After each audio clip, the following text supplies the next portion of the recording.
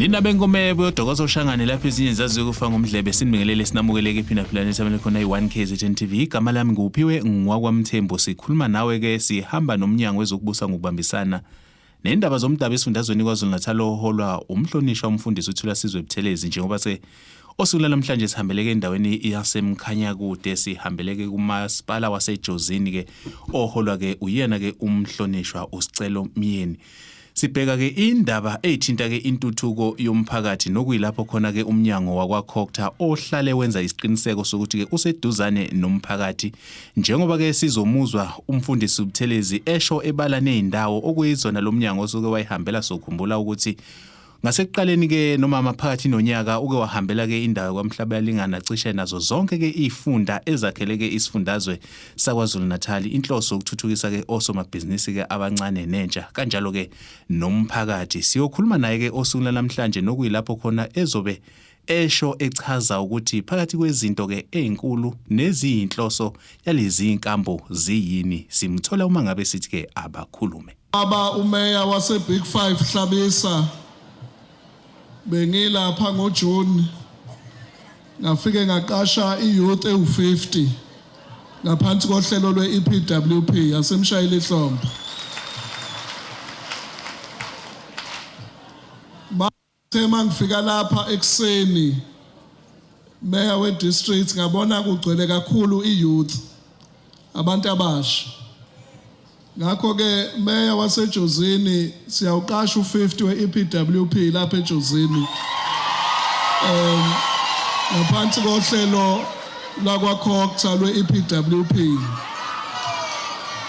ngoba sifisa ukufundisa abantu abasha ukuthi ungathi ukulindile okukhulu kodwa ube uqala ngokuncane uma uzovuka ekseni ngeintatha ufaka upetrol kule brush cutter le ungene clinic ubasikela utshani ungene kwamasipala ubasikela utshani ungene esikoleni ubasikela utshani ungene emajalideni ngeke liphele usuku uno 1000 esandleni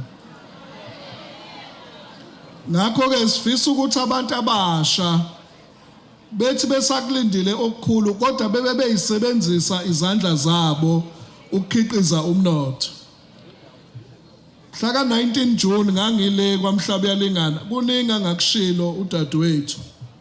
Ngangikhipha oJojo tank ngoba kunomama abalimayo abafisa ukukhongozela amanzi malina akwazi ukunisela izitshalo zakhe. Ngangikhipha ama-hand pump la agubha amanzi phansi ipump le kwaMhlabalingana sasikhipha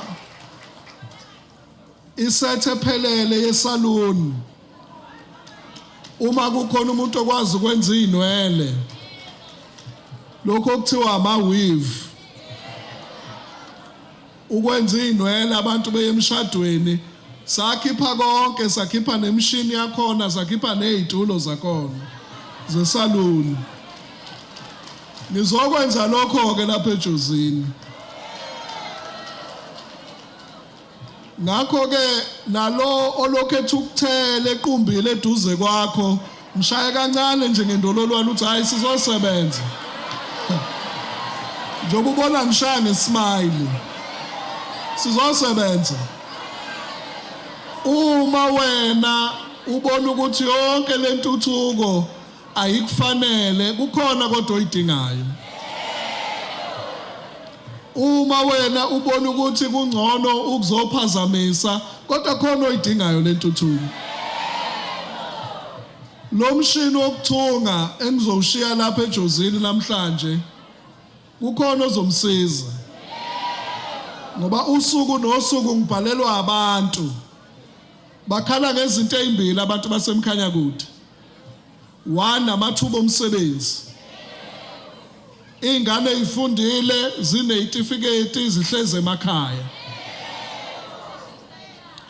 imboni azikho kuphoqa ukuthi ingane zize ziye eGoli ziye eThekwini ziyofesa ngoba amathuba emisebenzi awekho.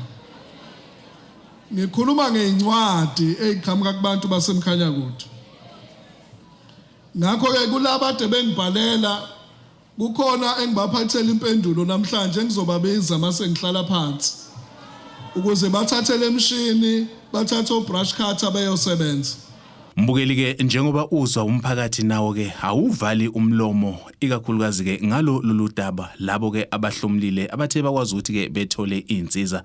Asithole ona ke umphakathi ngaphambi ukuthi ke siye kuyena ke uShenge enkulumweni ke ekhethekile esenze naye kulo lolu hlelo uma ngabe sithi ke abakhulume. Ngiyabonga kakhulu ukuthi size la eJozini namhlanje sakhona isiphumelelo sithola umshini esutholile esiproject amandla ethu sizolekelela kakhulu ngokuthola umshini besusebenzisa bekade sinawo siproject yethu umshini busihlupha kakhulu okungasona original busihlupha ngokufa kodwa leso uthole namhlanje yakhona ukuthi siuthole kungqongqoshe umshini original oyisteel. Ngicabanga ukuthi ngesisakhona ukuhlupheka ukuthi siloku sisa umshini wethu ko mechanic sesilekele kakhulu. Siyabonga nje kakhulu esukela namhlanje usuku lethu luhle kakhulu. Singabo mama abathungayo abayi10 empungamlilo. Lidlela usukubonga kakhulu ngesukwenzele uMEC kusho ukuthi okwenzwa omama baneqhaza elikhulu emphakathini. Ubonisile uthando kubantu besifazane nokusinakekela ukuthi imbokode nayo ineqhaza kwenzeni izinto kumele izenze iqhubeke phambili. Kungabe ukuthi umuntu wesifazane kumele ulinde uzuphiwa umuntu wesilisa into kube ngazi ukuthi wena awunawo umqondo nezandla. Siyabonga kakhulu uMEC, siyathemba ukuthi nangelinye ilanga uzosikhumbula ngoba uwodwa nje sicela ukuthi ibe ngaphezulu kwalo wodwa. Siyabonga. Sijabule kakhulu ukuthola umnyango kaCocta ukusihambele la ewadini lethu eliward 20 lapho khona sinezidingo eziningana. Sijabulile ke kodwa ukufika kwalomnyango ngoba sesizothuthuka khona nentuthuko enhle elapha ya next to engine garage kunenhlangano okuthiwa iAzande lapha enogogo nomama ekade besebenzele emakhaya behluphekile kodwa manje sebeyakwazi ukuyiphilisa ngokwenza amacansi umthungo izingqoko kuningi nje okwenzakalayo. Okunye ke nje esiyokufisa ukuthi eminyangweni wakaCocta ubuye usenzela ama-workshop enhlanganweni yabefundisi ngoba siyadinga ukuthi nabo balithole uqeqesho ekulideni emphakathini emabandleni abakuyo la bakhele khona. Siyabonga kakhulu ukuthola lelithuba nasemakliniki futhi siyacela ukuthi sandiselwe ke ama-ambulance kwandiswe namanesi. Siyabonga kakhulu. Kuyintokozo kithi njengomnyango wakwaCocta ukuba lapha eMkhanyakude. Inhloso enkulu bekuzohlangana nama-ward committee njengoba sazi ukuthi ama-ward committee iwona alekelela amakhansela ekuletheni izikhalo zomphakathi kuhulumeni. Umhlangano namhlanje ube yimpumelelo emangalisayo njengoba nomphakathi uphume ngobuningi. Sabusiswa nangobukhona kwamakhosi nezimeya zonke ezakhele uMkhanyakude. Inkinga enkulu abantu abakhala ngayo eMkhanyakude inkinga yamanzi. Esinethemba lokuthi ngokuhamba kwesikhathi zikhona ixazululo ezizoba khona. Sibe nethuba futhi elihle lokukhuluma nezinhlangano ezimele ama-co-op.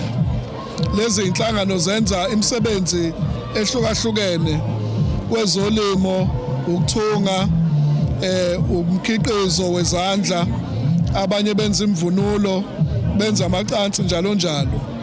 Sizobuya ke eMkhanyakude ngoba lokhu ebesikuphethe bekuncane kakhulu uma uqhathanisa nezidingo zomphakathi. Sizobuya sikwazi ukubaphathela izinsiza kusebenza ukuze umnotho wasemakhaya uthuthuke. Umphakathi waseMkhanyakude ubekezela isikhathi eside ukufika ke kwaCocta kulethe ithemba elisha esithembayo ukuthi sizobambisana nenhlaka zomphakathi babambe iqhaza elibonakalayo ukuthuthukisa umnotho walapha eMkhanyakude. Ngizothanda ukudlulisa kakhulu kubantu abafisa ukufaka izicelo kuhulumeni ukuthi abasondelane nomasipala bethole ulwazi ukuthi kwenziwa kanjani bese bethola usizo nokubaluleka nje ukulinda kwesinye isikhathi kuyasiza ngoba akuthi mangabe ucela manje uzokwenzelwa manje.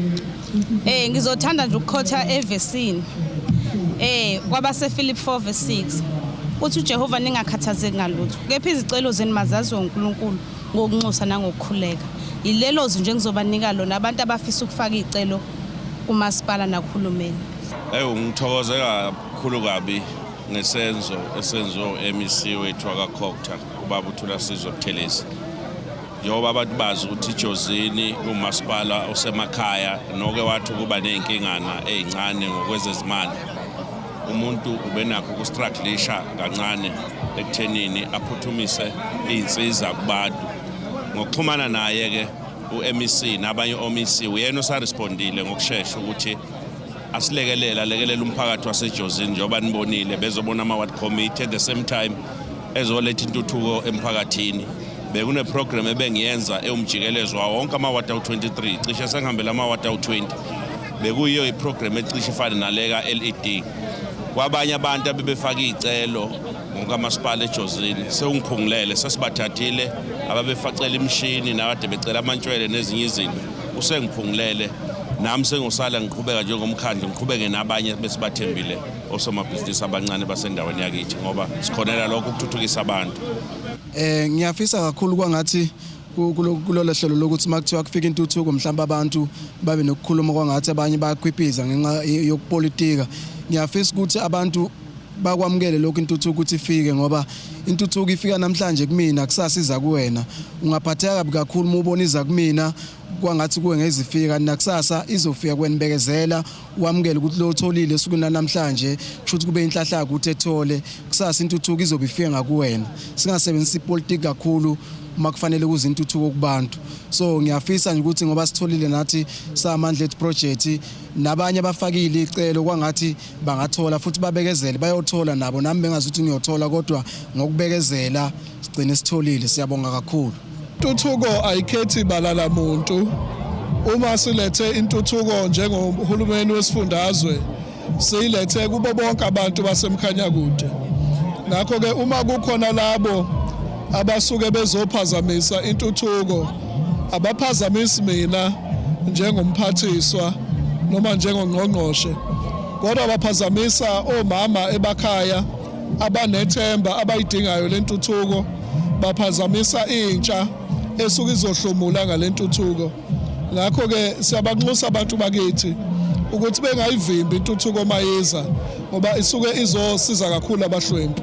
Mbukeli-ke uma ngabe sekushayelisa isikhathi siyayisithi-ke ayilwanga yesabana kulapho suke siliguqisa khona uhlelo. Sibonga kakhulu ukuthi ube yingxenye yalo ukusukela ekuqaleni kwaze kwasekugcineni sikulethele-ke amazwibela akho konke ekade kwenzeka. Igama lami nguphiwe ngokwamthembu uncedi inyoni encane yashama phiko yandiza. Ngivumeleni ngiguqe esiguqeni sonke siyothi sukuma kube kusulizayo. Inkosi inibusise.